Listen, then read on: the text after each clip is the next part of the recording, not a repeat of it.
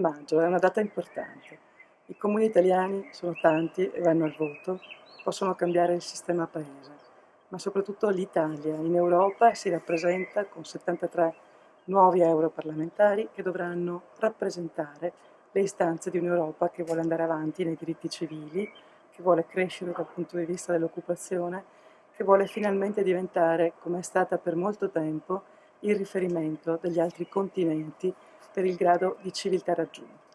Ecco, io credo che sia molto importante in questo frangente scegliere bene, e scegliere bene vuol dire scegliere chi non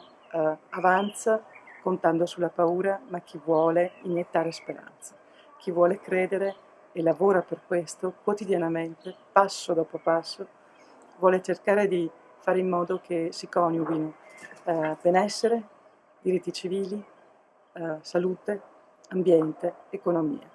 E per fare tutto questo l'unico voto utile, l'unico voto davvero importante è darlo ai democratici e socialisti, è darlo al Partito Democratico che si rappresenta, a volte in liste civiche, a volte direttamente con il suo simbolo, in Italia. E dunque